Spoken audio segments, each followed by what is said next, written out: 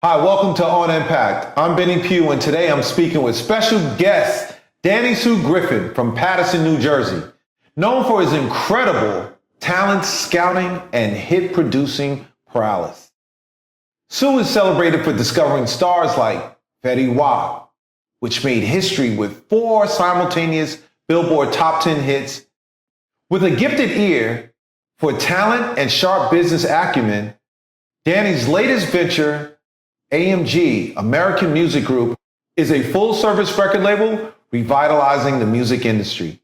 Join us as we delve into Danny's journey, his vision for AMG, and his knack for creating multi-million-dollar businesses. What's up, Danny? What's up, my brother? How you, man? Great, man. Great. You know, before we even get started, the crazy thing, you're from Paterson. Yes, I am. I don't think people know about Paterson. What's so crazy about Paterson is my grandmother, she lived on Governor Street. Oh, man, right in the heart of the hood. Right in the heart of the hood. So growing up. That's the 4th Ward. In the 80s, 70s, going into the 80s, my father, I grew up in White Plains. Oh, okay. So White Plains is different from Yeah, Paterson. it's definitely different. So my father, what he would do for me, he would take me over to Paterson for the weekend. He's like, I'm gonna make you a man, right? Like, yo, literally, bro. He would take me to Paterson for the weekend, and my aunt, she had 9 boys. Yeah. So that was only one segment, fending inside of the house with 9 boys. Yeah. But like, bro, the grit and the hustle and the drive and the energy is the first time in my life I found out about playing football in the street, literally tackle football. So I can only imagine, and what's so compelling about your story and why you are where you are is because it's a different energy coming out of Paterson. Definitely. Tell me about it. Paterson is just a structure who you're going to become later on in life. But you have to add a few more skills to that, like networking. Because Paterson, you could be stuck in Paterson. It can be small. Yeah, it could be small. It could be in a box. You know what I mean? Literally, one way or the other. Right. So you got to think outside that box so you can grow yourself or your business and your business. You know, it gives you the grit, the integrity. It gives you everything, you know, because like you said, you was at your aunt's house and she had a lot of sons and family. And that's how Paterson is. Majority of Paterson all know each other. Everybody. Just from different areas, that's it. But we all know each other because we party with each other. We played football, basketball, baseball with each other. Went to school with each other, high school, grammar schools, everything. You know, we played in the streets actually. Years ago, playing in the streets of Paterson was safe. You know, it's just that when it got dark, it got a little different. Got a lot different. Right. Yeah, but it's a lovely thing. I love Paterson, man. I put Paterson, you know, that's in my heart. It's on my sleeve. It's everything. So how did you get in the music business? Well, I got in the music business years ago. Like, I remember my mom asked me what I wanted for Christmas when I was at my pops. I told her I wanted some turntables. Right, so they bought me some knockoff turntables. Right.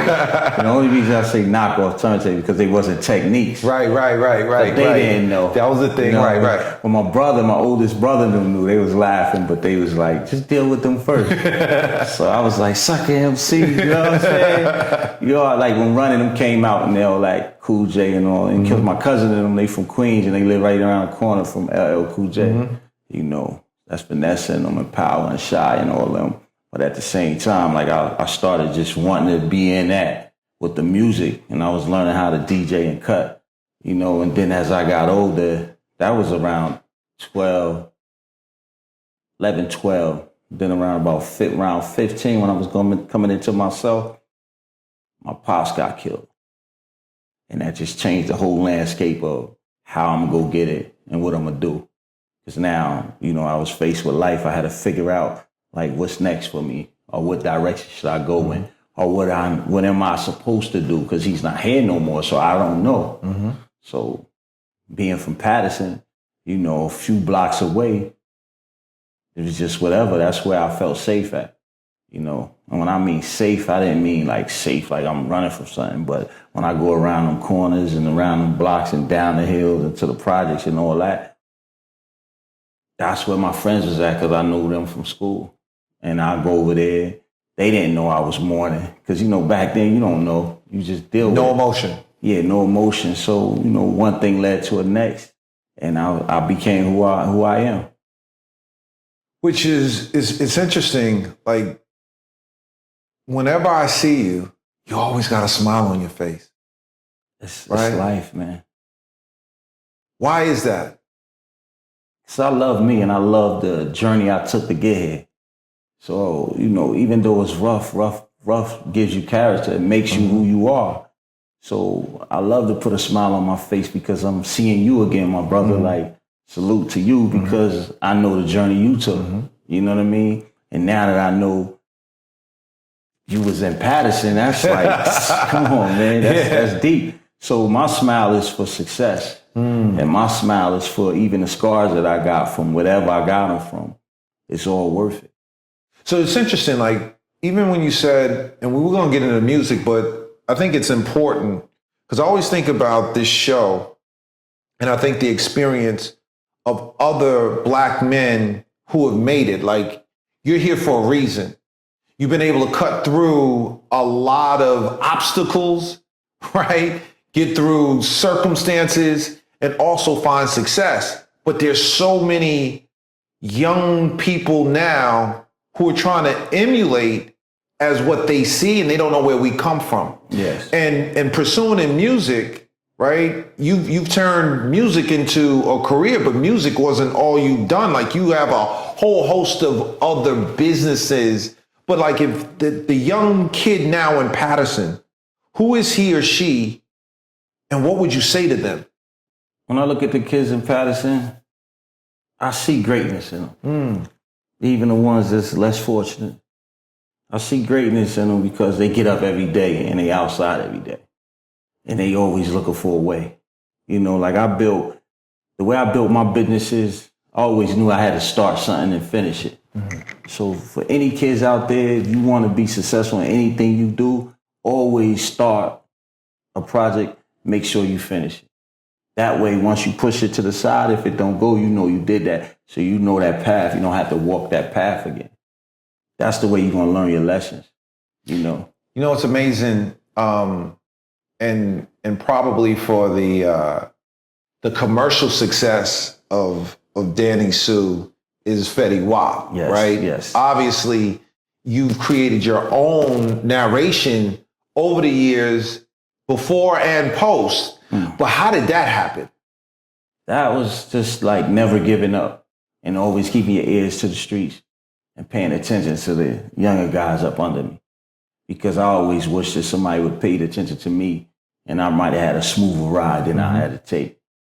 You know, so I'm looking at the local talent because I started my actually music business career in New York, out of Staten Island with a partner of mine years ago. You know what I mean? And that same journey continued until I found Fetty Wap with my partner, Nit the Grip. You know what I mean? Actually, me and him hooked up, and that's how we got Fetty. Because Nit he's a little older than Fetty, so he was putting that grind in with Fetty. And me being from Paterson, you know, a lot of the areas I'm from, you know, like if it's the Fourth Ward or if it's down the hill, up the hill, that project, I'm in all them projects. Right. So I hear everything. So once I seen that smoke coming, I'm searching, and boom, there it was. And we just took that and ran with it, ran it all the way up. You start a project, you finish a project. Which is crazy. 52 weeks, Trap Queen on the chart, like, which was bananas in itself. Off of that album, you guys had 4 consecutive top 10 records, which is insane.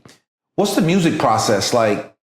How do you hear, or how do you see, how do you identify talent? Everybody has their own way, right? Like, I think, and we're gonna dissect that and break it apart a little bit, because I think what's also important is for, you know, these young managers, right? Yep. And these young artists, I don't even think they understand, but we're going to teach them the quality of music, right? Exactly, yes. How to put the business around the art to make it matter. Building a whole team, like it's not just about the hit, because you guys were able to get the other hits because you were able to milk and maximize the hit, Yeah, right? exactly. What is the process of being an independent? Because you not only, Fetty obviously is that, but you've always had your pulse around the country as well on what's bubbling. Exactly, yes. So how I get to that point is just like, when we was young, we was wishing somebody kind of understood what we was talking about. Mm-hmm. You know, and or what we was listening to and what we were doing as young kids. And I noticed that. So I always say that when I get a little older or maturer, I'm always pay attention to the ones that's coming up. So during the process of making music, I wish that everybody just be them. You don't be too influential to them. You kind of let them learn their own vibe, see what they vibing to.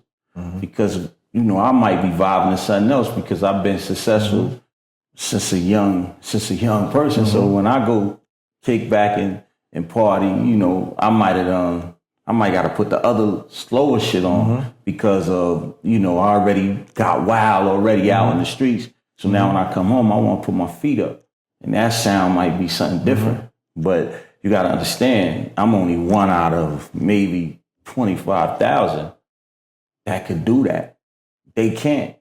So they shit is all day, every day. So I always put myself into that all day, every day vibe, what they do out in the streets, what they do at home, what they do with their homeboys and their homegirls, what everybody's vibing to in the clubs, you know what I mean? Because I have my hands on clubs and all that other stuff too, parties.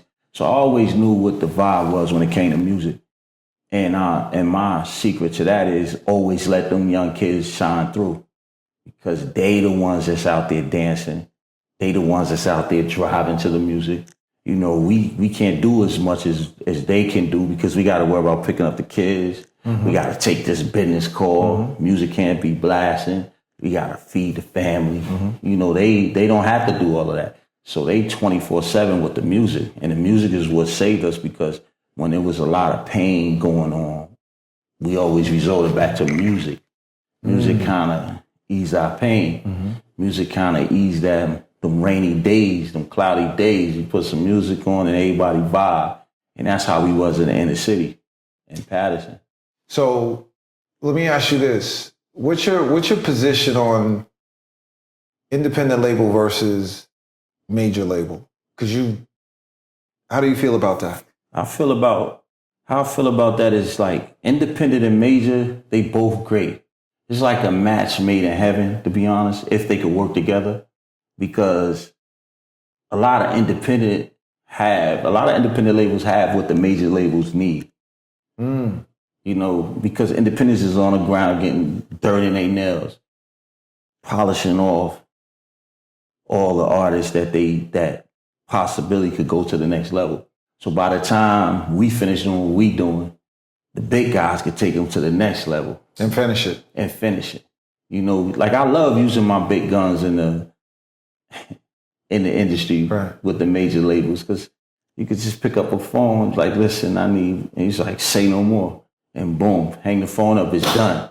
But I come from a place where I had to do all the doing and getting it out to everywhere.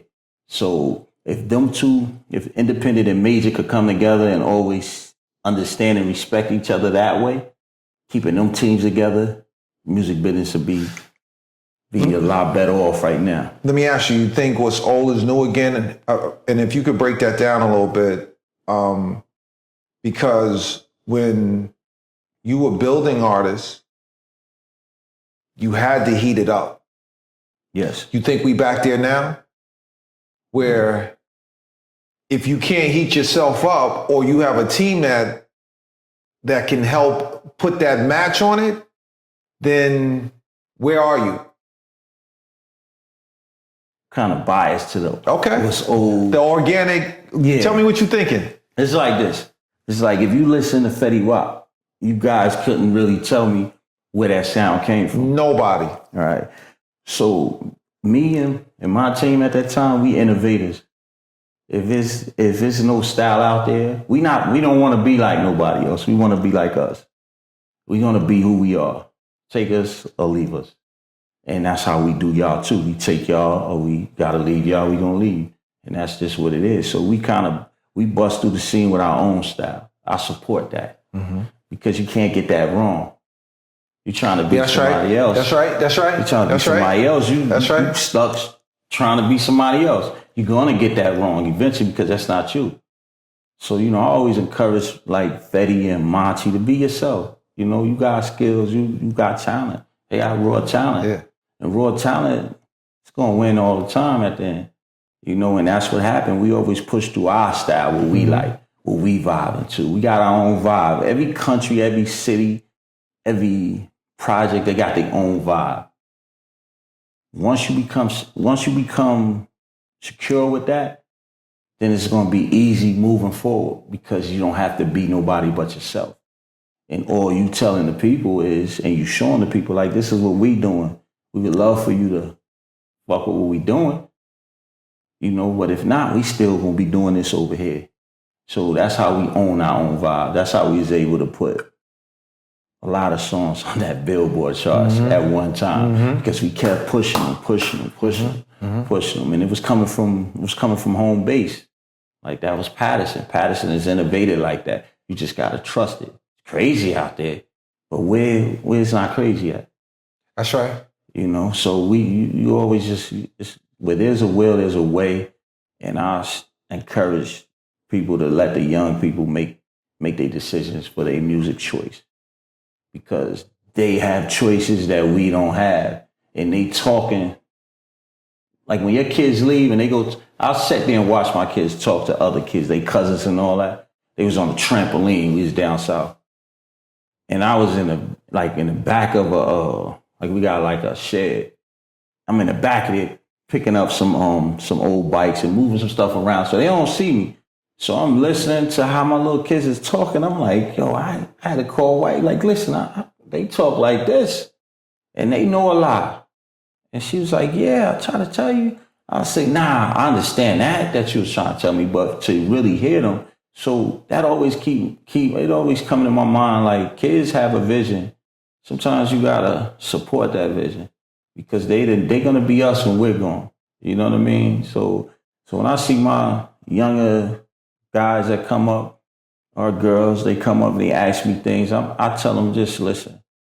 If you love it, I'm going to love it. I'm not outdated. I'm not the one that say, this music is better than that music. Right. I'm the one that tell you, like, put it together. We going to push this shit. And that's how we rock. Because when we put WAP shit together, everybody wasn't feeling it. And I love that resistance. And I tell them, well, watch me make y'all feel it. And they was like, nah. And then it happened. It's so funny you say that because I don't think most new artists don't have an internal understanding on realizing how important it is to have a champion. Somebody's your advocate about your product, about your project, about you. Yes. Because ultimately you can't do it on your own. You can't. And the person that's with you or people that are with you have to almost believe in you more than you believe in yourself. Exactly. Because on the grind, nobody's making nothing. Nobody's making nothing. Nobody's making absolutely nothing. So those people who have committed to you really believe in you. Yes. So I think that's where a lot of artists don't really see or understand how valuable it is putting that network together. In the team together. Yes, and I'm glad you said that because the way you just put it was just perfect because you really got to believe in them more than they believe in themselves. You know what I mean? And that's one thing about Fetty and the team that we got. And they all knew. Like I tell them, I said, look, you see where y'all at right now? They say, what you mean? I said, just where you at right now? What you doing? What you got? It's like, damn, OG, we ain't got none. We just got us. I said, yeah, you happy with that? Niggas is like, nah. You know what I'm saying? And I was like, I'm happy with it because cherish these moments because in a little while it's gonna get crazy. And he was like, what you mean? How you figure? And I'm like, trust me. You know what I mean? It's like I can't tell you how I am or who I am. I could just show you. And when I showed him and we formed that Voltron and we just kept pushing through doors that were slamming on us. And I was like, let me kick this shit open. You know what I mean? And you see the things before they slam, so we could I know when doors is about to close. Right. I feel the vibe. Right. You feel that energy. It. So I'll be like, we ain't going in the front, we gonna go in the back. You know what I mean? And they was like, how you just trust me? Like, niggas just trust me. Like, that's what it was. It was trust. Like, niggas, they believed in me. I believed in them with their skills, and that's all I needed. And I just told the team, let's just stick together because we gonna get tested. You know, you're not only gonna get tested the streetwise. That's nothing. That's easy. We grew up in that. That's about nothing. That's easy. You're gonna get tested on business. You're gonna get tested on your integrity. You're gonna get tested on your loyalty. And people are there to break you from your loyalty. They there to break you on your business. That's just business 101, though. Business 101. Yeah, there's nothing wrong. People can't get upset with that. What you gonna be mad? Yeah, what you gonna be mad I was for? telling somebody that in a situation that happened with me, and I explained to him, why am I gonna be mad because they beat me? Yeah. I gotta get better. Right? I gotta get better. Like, checkmate is checkmate, right? That's all it is. When you start the game, somebody wins, somebody loses. There it goes. And if it's a tie, we play until somebody wins and somebody loses, right? Yeah. So then what we mad about because someone is actually more disciplined than you are. So what they teaching you, you haven't done enough work yet. You haven't done enough work. You haven't done enough work. Yeah. You know, I gotta tell you, there's a few times a few people ask me, like, yo, what's up with such and such? I know you don't fuck with them. I'm like, are you cursing? Yeah. I know you don't fuck with them. I said, who? It's like, they said the guys you do business with. I said, why would you say that? You know what I mean? I said, look, if we play devil advocate, right? Doing business, I'm a piece of shit. Because I want my team to win. So your team, what you got offering me, I'm trying to get it most for nothing. And I know the next person is doing the same thing. You understand? So why would I be upset with my business partners? And I learned a lot from Leor. I learned a lot from Kevin, Celine. You know, I learned a lot from my team. You know, it was a great team. And they made you better. They made you strong. And I know we made them strong. Like, because we fed off of each other. Like, that was some real schooling right there. Yeah, it's Harvard. Yeah. Right? But I love it. It's Harvard. Yeah, love it. And I think what really becomes important is, unfortunately, for a lot of us who enter into the business, that's the first time we actually get to that level of business on a curve. Exactly. So how are you going to win something you've never done or practiced? That's right. So it becomes important to realize now you got to protect your moves, right? Protect your moves, yeah. And you got to build yourself, build your foundation. So when you go back in, you stronger. That's right. You stronger. You're stronger. And don't take everything that come your way either. Nah. Right? Sometimes you got to wait it out. You got to wait. It don't take this shit so personal. Don't take it so personal. You got to let that shit go, Let it man. go. If you're going to play. If you're going to play, this is part of the game. It's part of the game. I see the difference about that. I done did so much business as far as doing houses before music. Businesses, clothing stores, barbershops, daycares. I had them all. And you learn that as you go along. You know, landlord at one of the spots I was leasing, he was smart. He was smarter than me at that time. You know, he put that pressure on that rent every month. And all your late fees add up. If you're going to be late in business, you owe. You owe. And he put the padlock on there. And I remember he put the padlock on one of my businesses, and 3 months later, somebody else had my store.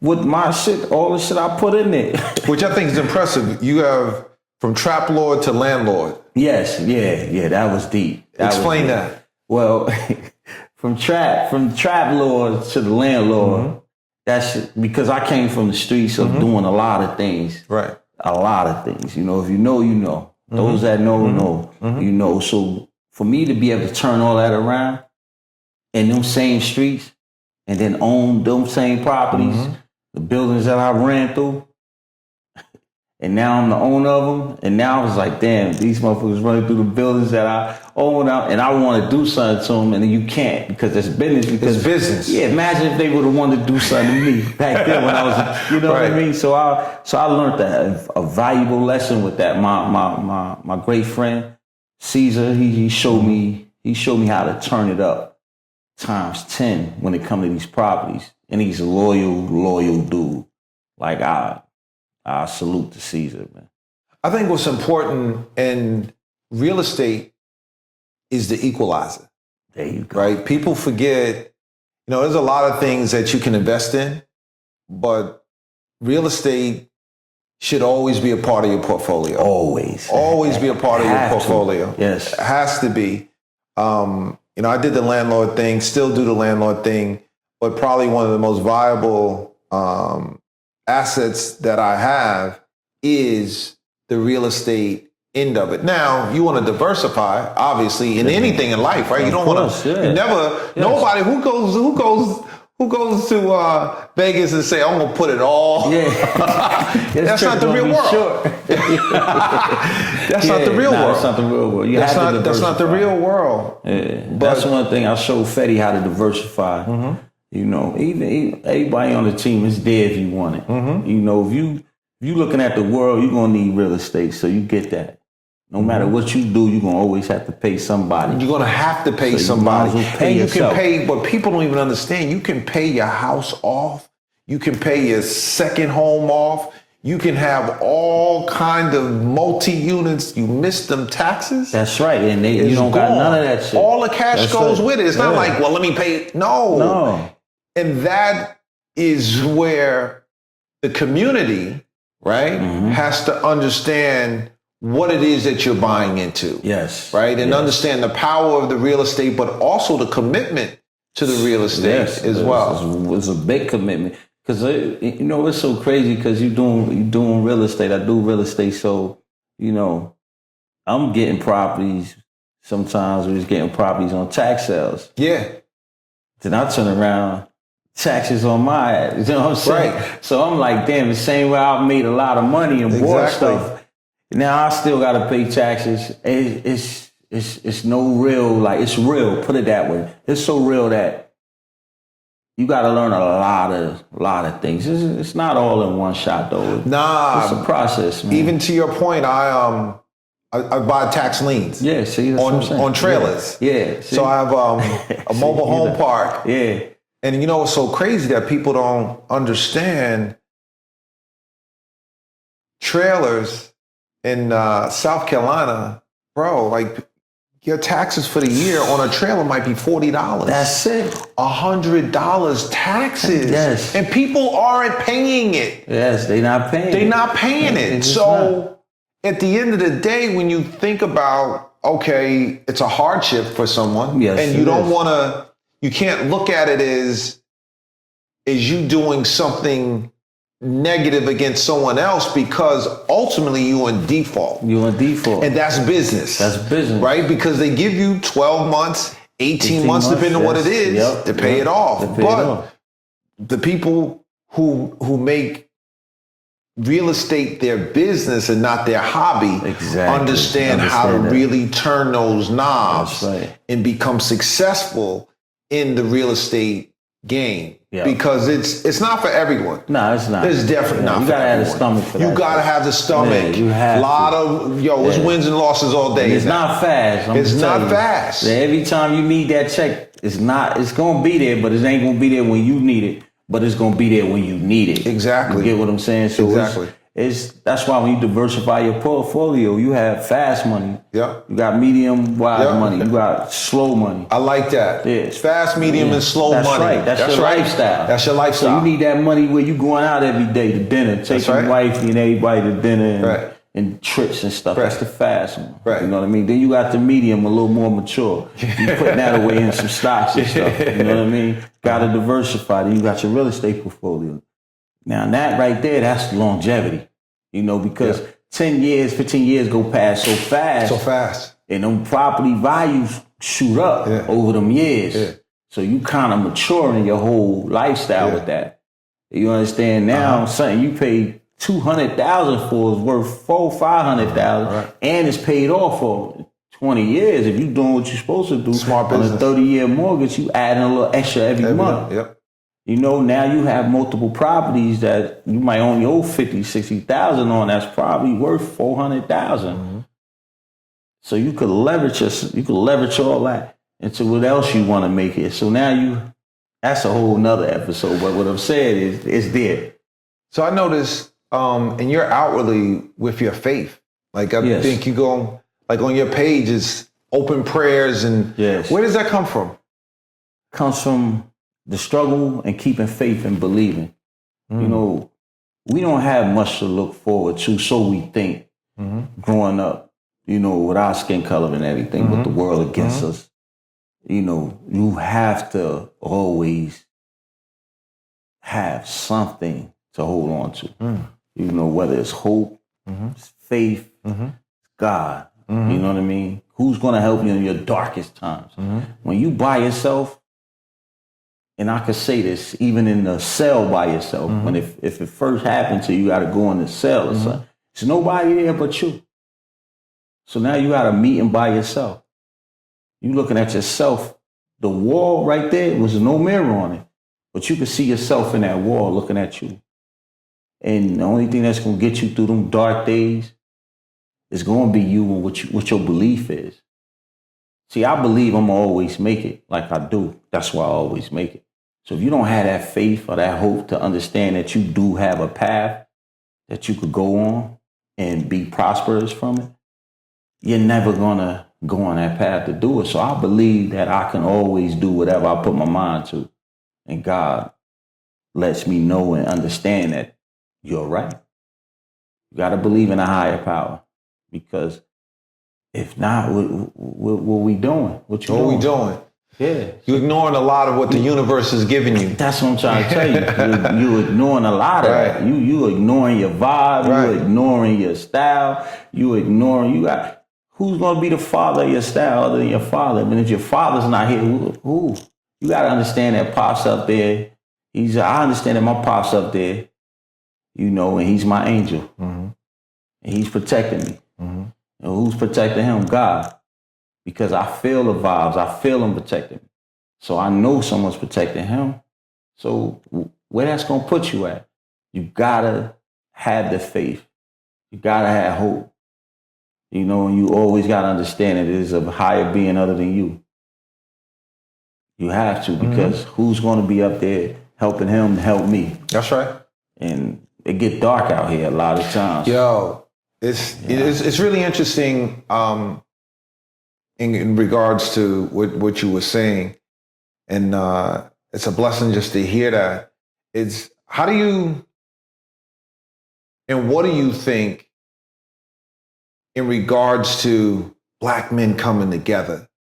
Like, do you see that happening in the future? Do you see a breakdown in it? How, like, you've seen a lot this lifetime, right? And I think the biggest problem, and we have to be truthful about it, it's a problem, right? Yes, it definitely is. It's a real problem. Why Black men can't figure it out, because where we are now, there has to be more for us than what we're doing in these isolated individual success stories. Exactly. But as a whole, we have no story. We don't have a story. We don't have a story. We don't have, the cloth that we're cut from, they threw it away. Okay. You know what I mean? Of course. For our culture as a whole. So in order to get that soul back, to get that cloth back, I think each Black man should just learn how to respect the other Black man for whatever they're doing, even if it's not not to your liking. Because what I've learned over the years is I got a lot of friends. I got some real friends, that we all friends. And all of my friends, we all do different things. some of my closest friends. If I gotta go to war, I got a snake. That's it. My friend, he a snake. He don't play. I got another one that's a soldier. He don't play. I got another one that's a menace and he don't play. Mm-hmm. And I got a real educated, smart one. I got all type of friends. Mm-hmm. But so what I'm trying to tell you is in the world that I have my own war chest. Mm. And in life, you have to put together your war chest because you're going to battle. Literally. And not physically, mentally, you know, with your heart, with your family. Mm-hmm. When you have a family, you're the head of your family. So you're going to lead them into where? You got to protect them at all times. So as black men, so I don't get off the subject, I think we just need to respect everybody for who they are and what they are. And we can't judge each other. We shouldn't judge each other because we can't agree to disagree on nothing no more. We can't agree to disagree on nothing. It's very alarming and it's kind of weird. It's crazy because it's happening more and more and more and everybody's being misled. Like even if I got enemies, if I grew up with enemies, if I grew up with some people and they become enemies, I tell them like, you're really not my enemy. Because if you was my enemy, we all know how to get to that. Right. That's too easy for me. Right. The hard part for me is to tell my enemies like, all that energy you got right there, you should put it into something positive. I'm not your problem. Mm-hmm. You know what I mean? I could be your solution. And I don't even have to be around. You could just look at what I did in the same streets that you came from. We had the same 24 hours a day. What did you do with yours? Versus what I'm going to do with mine. And then that's where you start separating men from boys. And then you got to make that decision on what you want to be and who you want to be and what you want to do. If you want to be right here in the same place, I done came to Paterson. I've been in Paterson, I left Paterson, I came back the same shit. Nothing new, nothing different. Mm-hmm. You know what I mean? If you had to ask me what I did with all them years that I've been back and forth, I done pulled up families after families after families. I got godchildren that's my age. How? You see what I'm saying? Mm-hmm. So I'm always, no matter what I'm doing, I'm going to always put my best foot forward and I'm going to always take care of the tribe. If they can't take care of themselves, I'm out there, I'm going to take care of you. And for nothing. You don't owe me nothing. Mm-hmm. You know what I mean? I just respect my people. That's it. Community is important. Community is very important. Let me ask you this. Do you think music perpetuates the problem in our community? Do you think rap music has been a part of the catalyst to change the direction of where the kids are moving? No. Okay. Reason that I say it, even though you have certain instances that happen, I don't think the music is a bigger problem before the music. Mm. I think when you rob us for our culture, from where we come from and who we are, that's our problem. A lot of us don't know who we are, where we come from, how great we are. So they don't have nothing to look forward to. They don't have nobody to look forward to other than basketball players, so they say, you know what I mean? So at the same time, usually when it's a big problem and when you suppress something, that energy, this is a ball of energy coming out. Mm-hmm. It's going to bust somewhere. And black people, Afro-American people, you could hold us down for a little while, but eventually we're going to find another way. So the music is just one of them ways of expressing themselves, even if it is, you know, gangster rap. You know, everybody got a voice. Just a straight guy that's working a 9 to 5, I respect that. Mm-hmm. But you're not the only one to have a voice. Mm-hmm. What about the kids that couldn't even go fill out an application to get a job? They didn't even know how to write. It's not their fault though. And it's not even a mother or father's fault. Because you got to look at where did that come from? Why is it like that? If you put us on top of each other in the projects, what you think is going to happen? You said the project is a bad place already. What you think is going to happen? Like you put a bunch of killers in the same place, you're going to have a lot of killers and a lot of killings going on. Right. You know what I mean? Right. If you put a lot of A lot of anybody in a, coming up, I never knew whether it was a majority of the projects that we came from or that I seen was a lot more majority blacks. It wasn't a Puerto Rican project, but it was some Puerto Ricans. There was some white boys too, but majority blacks. So what does that tell you? Just black people want to live in the projects? Mm-hmm. It was affordable housing. It caught us with that hook. Mm-hmm. And then the neighborhoods, they put us into the fucked up neighborhoods, and they'll say we fucked them up. Nah, we didn't fuck them up. Once you become in the neighborhood and you can't get work, you getting paid $3. I remember minimum wage, $3 an hour. What you gonna buy with that? And then old Tommy down the street, white skin, his minimum, he don't have a minimum. They ain't even talking minimum wage. That's another part about life.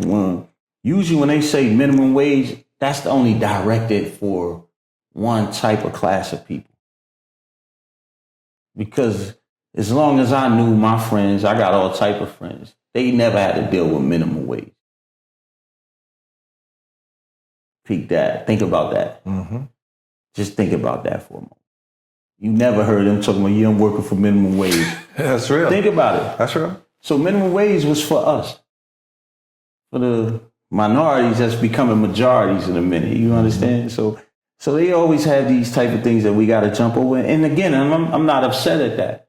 Because I'm going to find a way. And I just hope my people find a way. And I'm going to help them find a way. Because everything I do, I plan on executing and making it successful. And the more I'm successful, the more people behind me is successful. Or the more people in front of me is successful. Either way we go. It's got to have the love and spread it out, man. Because that's right. If not, but a lot of people got to act accordingly too. Sometimes it ain't your time yet. It's not your time. Yeah, you just got to... Stop trying to cut the line. Yeah, stop trying to cut the line. Stop trying to cut the line. When we cut the line, we never got caught. Let me tell you why. Because we knew how to cut the line. So if you get caught and you cut the line, what you bitching or crying for? Mm-hmm. Just go back to the back of the line, suck that pride up. You dig? Let's just... now come with a different plan tomorrow. Come with a different plan. Yeah, because I'll show you. Yeah, distract the teacher over here. I'll pull a girl here over here and she scream, teacher's like, what's going on? Go. You know what I mean? It's simple. That's right. It's just another way of looking at what you striving to do out here. Some people have to cut the line to get ahead. Some don't. Some could just work their way all the way through and stack it on up and get ahead. But whatever it is, America is like one of the greatest nations on planet Earth right now. I tell people, where else would you want to live? Man, I done been in third world countries and I want none of that. And I done been in the slums of them and I stayed there because I got friends there. And bro, listen, I seen clay floors, mud floors. I seen roofs. That's not roofs, they tree roofs like. And it's leaking some, you know what I mean? It's crazy. I seen tallest that's not tallest that you used to. Mm-hmm. You see what I'm saying? Mm-hmm. But guess what I noticed? The best vegetables was out there. These vegetables we had now, it's a total different story out there. It's fresher out there. It's crazy because we so far ahead. Technology had kind of caught up to us the wrong type of way. Now we mass producing vegetables. We spraying them with a bunch of, it's a lot of stuff that we take for granted. So I advise people that's well off to invest in some land. It could just be straight raw land. And, no, that's true. Yeah, and go down. They're not making land no more. So they're not making it. They're not making that. And you don't even got to build on it. You can grow on it. And once you grow some vegetables on there and you prepare dinner, you'll understand what I'm talking about. Because by the time these vegetables get to your dinner table, it's gonna took you a weekend now. Right, wrong. Right. You're a weekend. No, that's right. And you wondering what's going on with your insides. That's right. So it's a lot of stuff out here, man. World is deep. I like to just keep on moving. So what's new at AMG? Everything, man. The world is still new to AMG. The world is my stage, so we plan on performing for y'all out here, And we got a lot of artists, got a new artist coming out, 90 Racks. He should be home in August 16th. If this is out by then, you know what I mean? He's out of Newark, New Jersey. I have Shy, Method Man daughter. Shy. Yeah, bubbling. I saw her stuff. She's great, man. Her attitude, her personality. If I could take 100 girls from the neighborhood and just sit with her for a little while, because she's so passionate and she's so humble and she comes from a great family. That's what it is. That's what it is. Salute, man. Salute to you and Tamika, man, because y'all did a wonderful job on the whole family, man. That's black excellence right there. That's brother. right. Honestly, just as what we doing. You know what I mean? So AMG is coming at y'all in the future, and now we here. We just working. We just got to keep working from the bottom up, and I wouldn't have it no other type of way. So let me ask you, what message do you want the people to know about you, Danny, when it's all said and done? That's deep. I like that. Well, the message that I'm just a realist. That's real. What you see is what you get, and my reputation speaks for itself. Now, if I had to flip that around, my bio speaks for itself. Mm-hmm. If I had to flip that around, my resume speaks for itself. See, I'm in all them areas. Mm-hmm. You know what I mean? So if you just heard what I just said, I said my reputation, so that's streets. Then I said my bio. It's going up a little more corporate. I said my resume. That's jobs. Right. So basically I'm on all platforms and in all areas. Whatever, what you see is what you get. It's not just one way. I learned to be a chameleon in life. I got to adapt to my situation and my environment no matter what. And I got to take control of it in order for me to push my agenda across the board in a successful way. Of course. So I can have a successful business, so I can feed my family. Wow. So where can people find you, Danny? On socials, Instagram, of course. On socials. All the socials. It's the new world. You know what I'm saying? At IG, at Danny Sue, DANNYSU _AMG. That's and my website, www.americanmusicgroup.com. Amazing conversation. This is something that you can't pay for. That's why you're here. So make sure that you take these jewels and wisdom that we gave you today and apply it to your life. Thank you again, Danny, for coming. Thank you, Benny. I really appreciate it, man. Thank you, brother. You always been solid. That's my brother. Y'all know it's my brother right here.